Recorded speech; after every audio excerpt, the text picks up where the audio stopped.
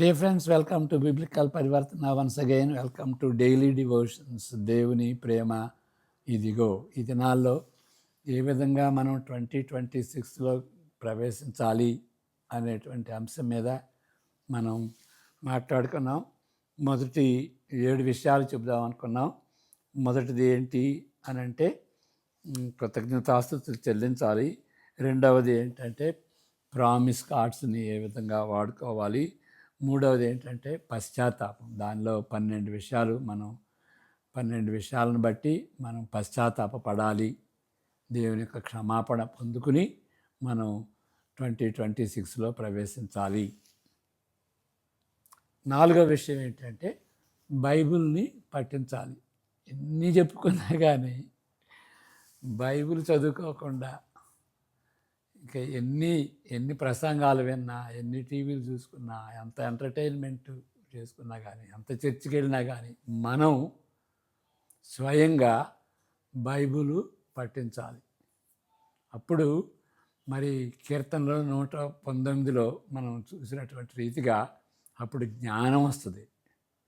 ఏ విధంగా డెసిషన్ తీసుకోవాలి అనేటువంటి జ్ఞానం వస్తుంది. వృద్ధుల కంటే మించినటువంటి జ్ఞానం, శత్రువుల కంటే మించినటువంటి జ్ఞానం, మన పండిట్స్ కంటే, మన టీచర్స్ కంటే మించినటువంటి జ్ఞానం దేవుని యొక్క వాక్యం ఇస్తుంది అన్నమాట. కాబట్టి ఇండివిజువల్గా మనం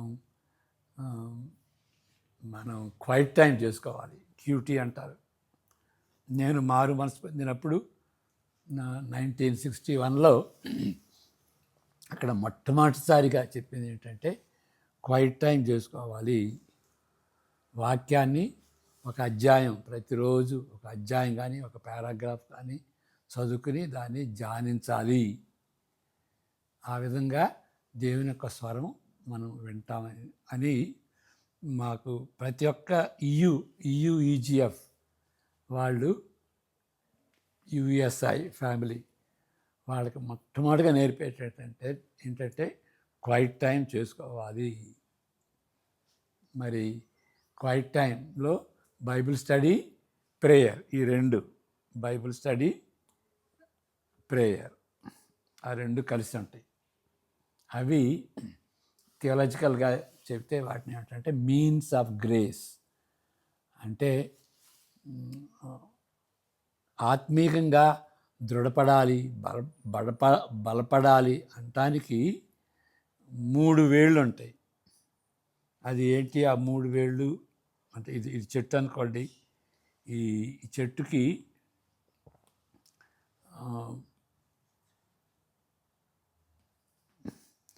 ఎప్పుడు కూడాను మరి వేళ్ళు ఉంటాయి కదా. తల్లివేరు అంటాం, తర్వాత పిల్లవేర్లు అంటాం. ఈ తల్లివేరు ఏంటంటే దేవుని ఎదగటం. మనం మారు మనసు పొందినప్పుడు దేవునితో సంబంధం పెట్టుకుంటాం. దేవుడు తండ్రి అవుతాడు. దేవునికి శత్రువులుగా ఉన్నటువంటి వాడు దేవునితో సమాధానపడి దేవునితో సంబంధం అన్నమాట. అది రిలేషన్షిప్, దేవునితో సంబంధం పెట్టుకోవటం. దేవుడు మనకు ప్రభువుగా ఉంటాడు, తండ్రిగా ఉంటాడు, స్నేహితుడిగా ఉంటాడు, మన జీవితానికి వస్తాడనమాట. ఆయనతో మనం మాట్లాడతాం, ఆయన మనతో మాట్లాడతాడు. అలాంటి సంబంధం కలగటం, అది తల్లివేరు.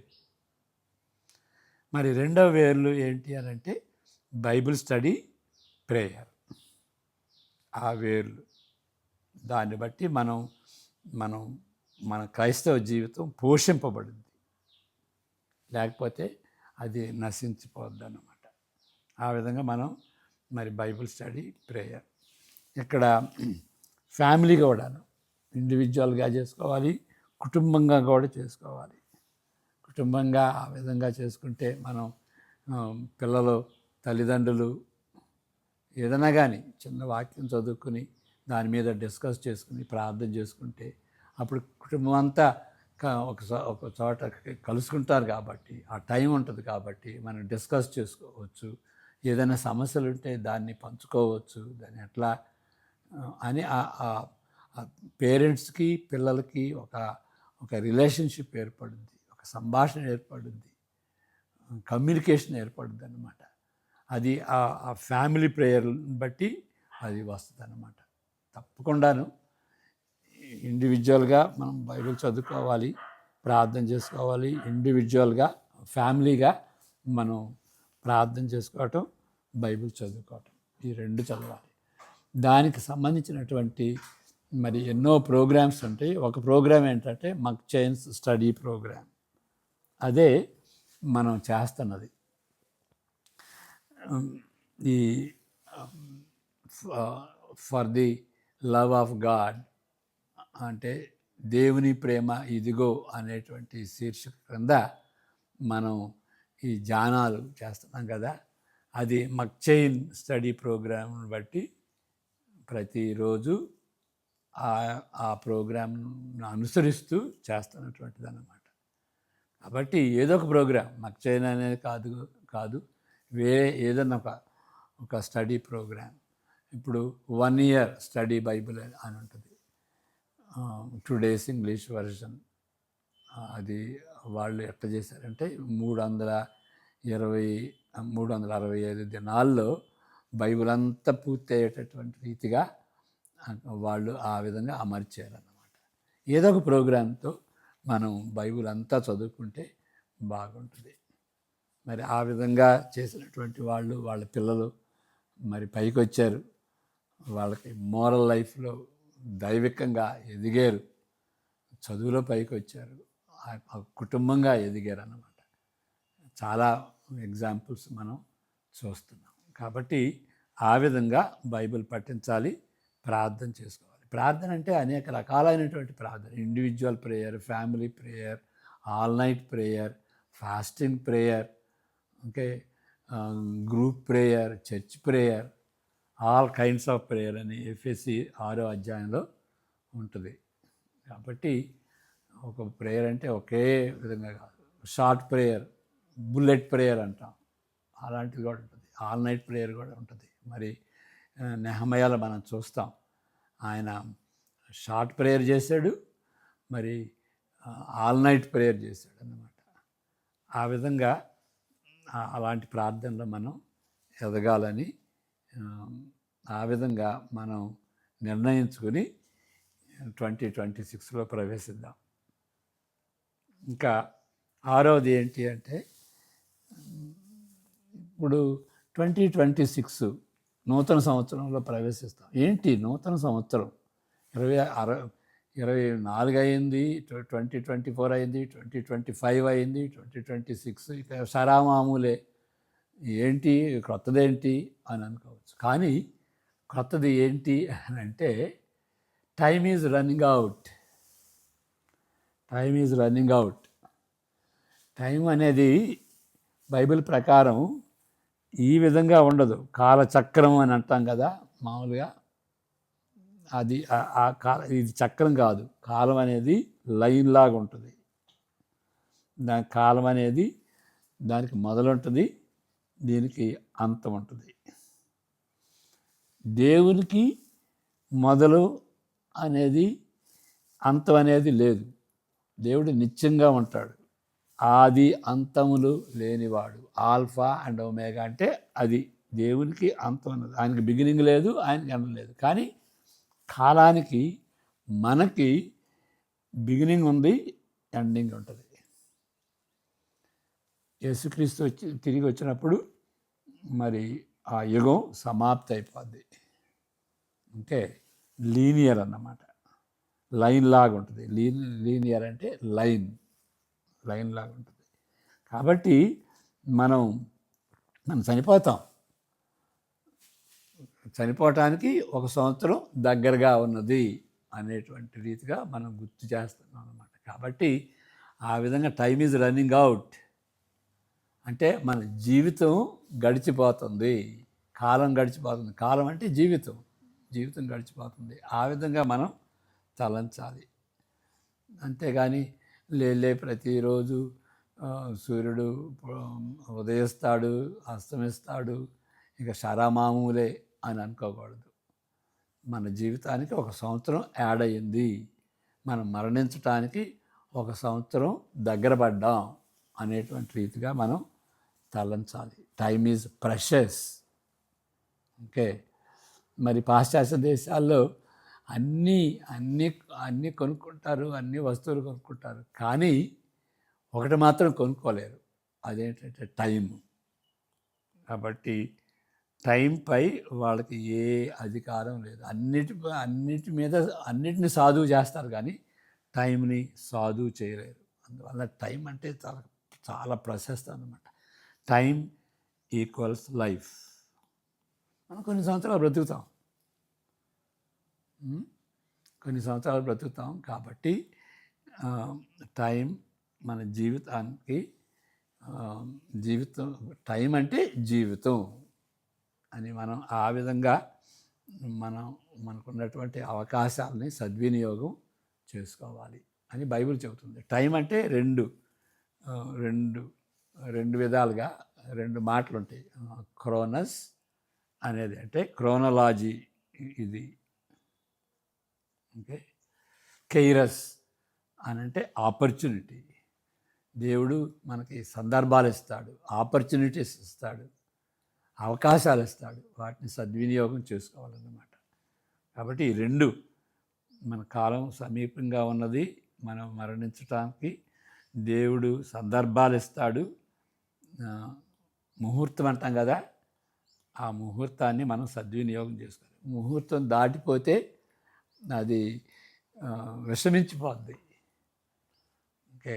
కాబట్టి దేవుడిచ్చేటువంటి అవకాశాలని మనం సద్వినియోగం చేసుకోవాలి అని పౌలు కూడా మరి చెబుతాడు. Make use of time for the days are evil అని అంటాడు. ఇక 7వదిగా ఏంటి అంటే మనం 2026లో ప్రవేశించినప్పుడు మనం ఏమని తలచాలంటే రెండవ రాకడని మనం దృష్టిలో పెట్టుకోవాలి. రెండవ రాకడ ఎప్పుడు వస్తుందో మనకు తెలియదు, అంటే దాని గురించి వివరించడానికి టైం లేదు. ఏ తరంలోనైనా సరే యేసుక్రీస్తు రావచ్చు. ఓకే. మన తరంలోనే రావచ్చు అనేటువంటి రీతిగా మనం జీవించాలి. దేవునికి అనుకూలంగా, దేవుని దృష్టిలో అనుకూలంగా ఉండేటటువంటి రీతిగా మనం ఇప్పుడు జీవించాలి. అది రెండవ రాకడని సూచిస్తుందన్నమాట. అంటే నిత్యత్వంలో ఇక్కడ యేసుక్రీస్తు వచ్చినప్పుడు నిత్యత్వం స్టార్ట్ అవుతుంది, ప్రారంభమవుతుంది. ఆ నిత్యత్వాన్ని బట్టి దాన్నే నిరీక్షణ అంటాం, హోప్ అంటాం. హోప్, నిరీక్షణ, నిత్యత్వంలో దేవునితో ఇప్పుడు మనం సదాకాలం ఉంటాం. దాన్ని దృష్టిలో పెట్టుకుని ఇప్పుడు మనం జీవించాలి, దానికి అనుకూలంగా జీవించాలి.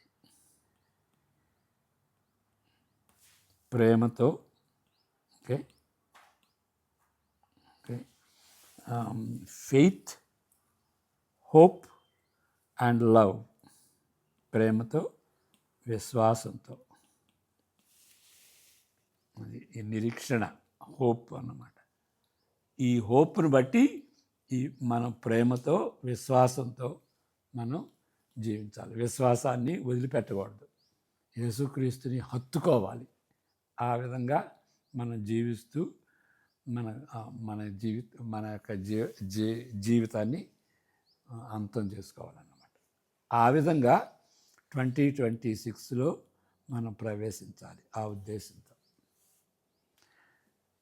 ఈ ఆలోచనని దేవుడు దీవించాలని, మనందరం ముందుకు క్రైస్తవ జీవితంలో ఈ విధంగా కొనసాగాలని నా ఆశ.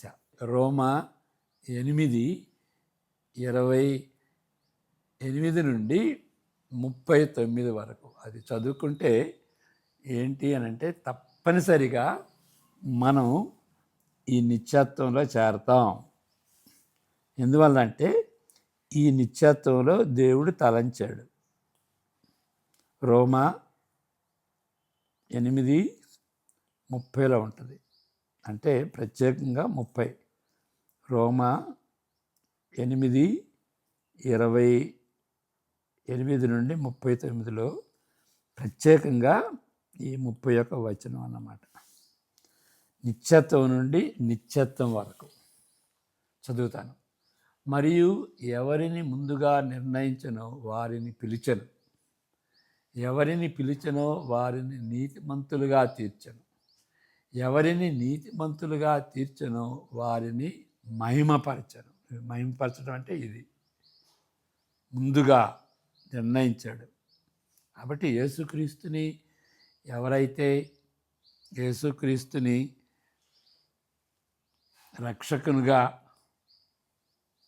గ్రహించి ఆయనతో నిబంధన చేసుకుని ఆ విధమైనటువంటి క్రైస్తవులుగా తయారవుతారో వాళ్ళకి గుడ్ న్యూస్ ఏంటి అని అంటే ఈ 2026లో వాళ్ళు సంతోషంగా మేము నిత్యత్వంలో చేరతాం అనేటువంటి ఏ అనుమానం లేకుండా మనం ఆ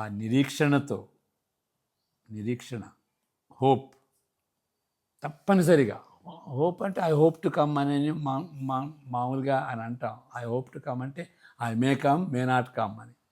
కానీ బైబిల్లో ఉన్నటువంటి హోపు అలాంటిది కాదు, తప్పనిసరిగా జరిగేది. ఎందుకంటే దేవుడు ఈ నిత్యత్వంలో మనల్ని ఎన్నుకున్నాడు. మనం పుట్టిన తర్వాత ఏదో దినాన ఆయన్ను పిలుచుకున్నాడు. ఎవరైతే పిలుచుకున్నారో వాళ్ళందరూ మహిమలో చేరతారు. మరి దీని సంగతి ఏంటంటే తప్పనిసరిగా అంటే క్రైస్తవ జీవితం జీవిస్తేనే కదా అని అంటాం. అవును, క్రైస్తవ జీవితం జీవించాలి. ఎవరు జీవిస్తారు అంటే క్రైస్తవ జీవితం విజయవంతంగా జీవించాలి. ఎవరు జీవిస్తారు అంటే ఈ విధంగా దేవుని చేత నిత్యత్వంలో ఎంచబడినటువంటి వారు, దేవుని చేత పిలువబడినటువంటి వారు తప్పనిసరిగా వాళ్ళు ఈ ఆశతో దేవునికి హత్తుకుని దేవుని సంతృప్తి పరిచేటువంటి రీతిగా జీవిస్తారు.